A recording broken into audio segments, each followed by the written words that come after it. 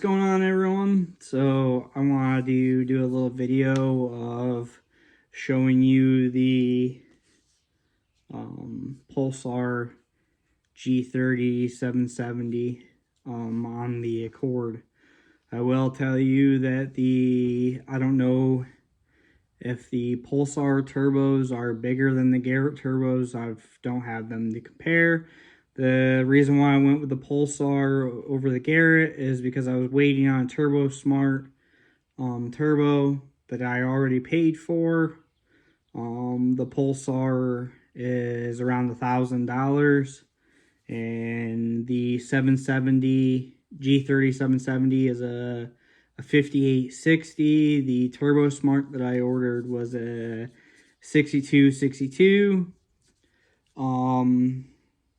Yeah, I've modified some parts. So the full race turbo manifold for the full race kit does not fit. It pushes the Pulsar turbo into the radiator. I'm using a Rampage turbo manifold.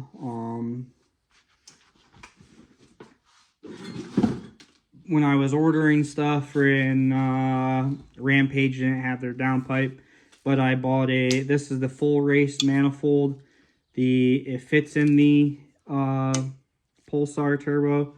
Now it will have to be cut apart and turned to move the O2 sensors away from my radiator hoses, and then it has to be extended like an inch. Now this is the bottom flange here. You notice that the full race kit does not have the bolt holes for the two little brackets that make to the motor. So pretty much what I think I'm going to do is I'm going to extend the downpipe and put this flange on there so it works like factory. But this was the full race downpipe, and then of course your O2 sensors. Now, does the Rampage going to fit better? I couldn't tell you with the Pulsar kit. With a G30 or whatever, if you buy a whole Rampage setup, it'll probably work with a little modifications. I bought the full race wastegate actuator bracket and stuff for a G30 770 turbo. It does not work on the Pulsar. The bracket for the wastegate flap is different than on a Garrett. So you're gonna need like I ordered a Subaru WRX STI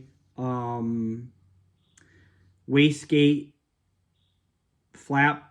All it does is it eliminates the electronic wastegate or manual wastegate, since that'd be factory.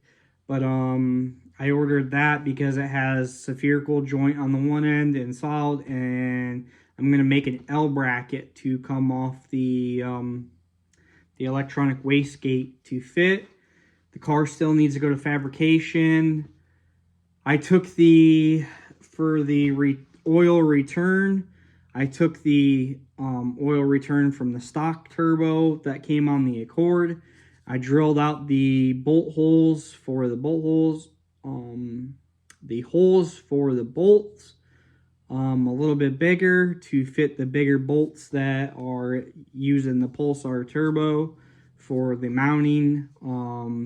I used 1/2-inch hose and clamp style hose clamps. I've put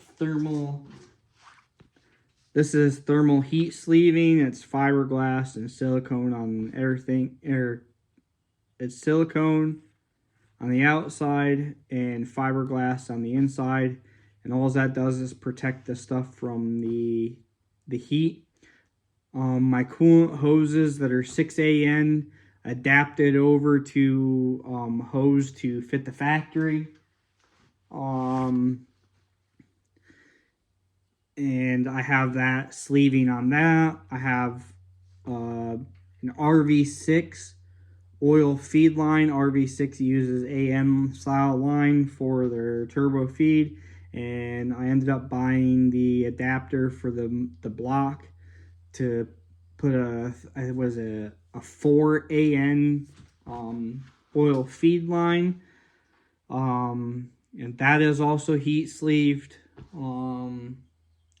Couplers are all 4-inch, and when I talk 4-inch, I can stick my fist through it. That's what I'm going to be running. I have an assortment of HPS, like this is a 4-inch straight, and I have a 4-inch MAF housing, and I have this is what I'm going to be trying to run. This is a 9-inch filter, 4-inch inlet. This is your stock MAF sensor, and like I said, it's 4-inch. But this is a 9-inch filter. I think this side's 4, and I believe this side's 6-inch. And I'm gonna get a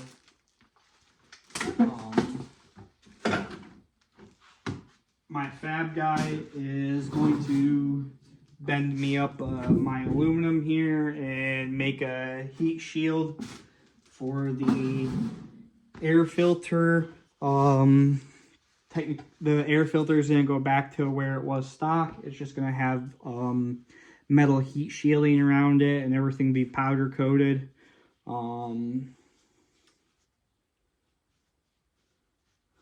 And I've done titanium mounting hardware and stuff. Let me see if I can rotate this.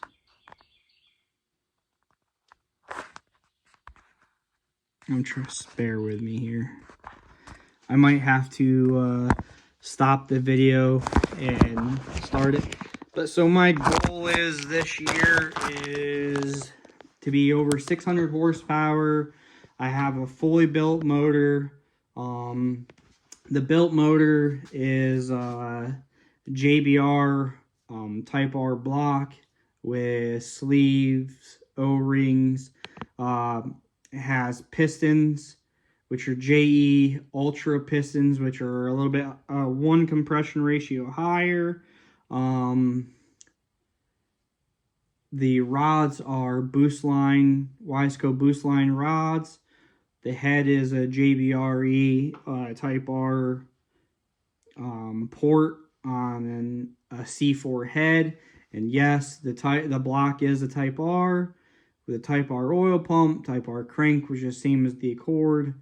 The rods were technically the same for Accord and Type R.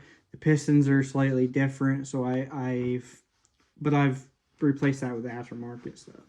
So essentially what I'm doing is a fully built motor, ported head. I have one-off cams that I had made from Brian Crowler that also have a modified fuel pump lobe. The modified fuel pump lobe has more lift and duration, and it should create more fuel. I'm going to try running 1400 cc injectors. I'm running 2 Racetronic 340 low pressure pumps. I said 2 of them. Makes it 700 and something liters per hour. I'm also running the port fuel injection, which is Fuel Injector Clinic 1650 cc injectors. And that'll be controlled by a fuel controller. But yeah, that's pretty much it. I'm going to stop the video. I'm going to show you a little bit what I got going on. And thanks for watching. So this is the G30 770 from Pulsar. And it is massive. Like I said, there's a 4-inch coupler. It has a 9-blade billet wheel. It literally has a finger, not even a finger width in between the the fan and the inlet of the turbo. And like I said, when I'm making I bought stuff to make an L bracket to attach to the wastegate, because on the Garrett, the bracket goes up and over, and this goes down and over. If the L bracket here doesn't lower it enough to make it go over, then I will modify this to go up and over, and then probably still run the L bracket. There's the oil feed line. There's the one water line that runs here. I have not finished the one that comes out of here and goes into here, but I have an adapter to convert that to 6AN line. This will pretty much be what's the inlet pipes getting made out of. So pretty much that coupler will go there. And for those that are asking, a 4-inch pipe will still fit in there. You're gonna have to do some, of course, a 90 here, and then probably some pie cuts to come across. And then I'm gonna use a tab. Have my fab guy make a tab here, and it's going to be welded to the piping to make that solid right there. And then it's going to be pie cut along here, and then of course my air box is going to come in here and bolt to the factory location and probably go all the way back in here. And I'll probably have a hole in it so it gets air from down there and the stock area here. But yeah, that's going to come over here and then run into the MAF housing. He might have to modify that, but that's just getting that straight coupler there. And then this piece you can get from PLM, and it's aluminum, and you can have that welded to your piping. That's for emissions. My fuel system is pretty much complete. But yeah. That downpipe bolts on. I've already had it on. Like I said, it's an inch short from mounting to the front pipe, and it hits my radiator hoses, so I'm gonna have to have it cut apart, turned. I turn it away I'll probably have them turned over here, and then it'll connect back in. And I still gotta redo my flex fuel sensor. And then for the oil return, that's a half-inch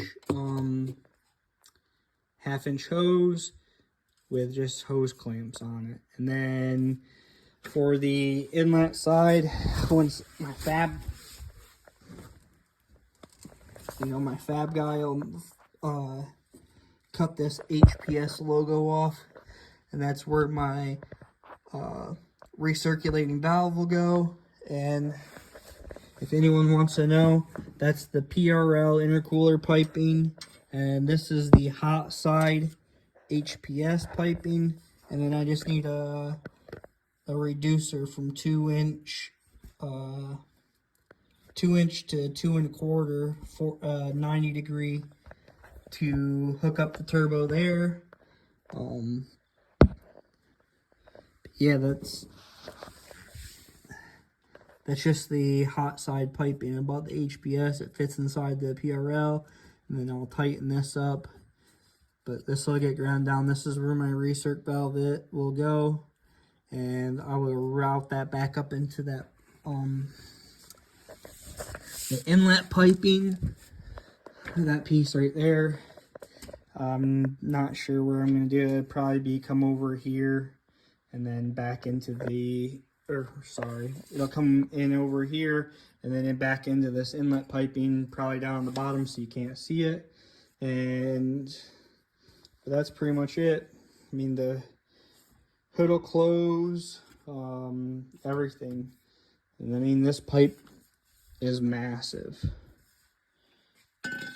so I should have all the airflow.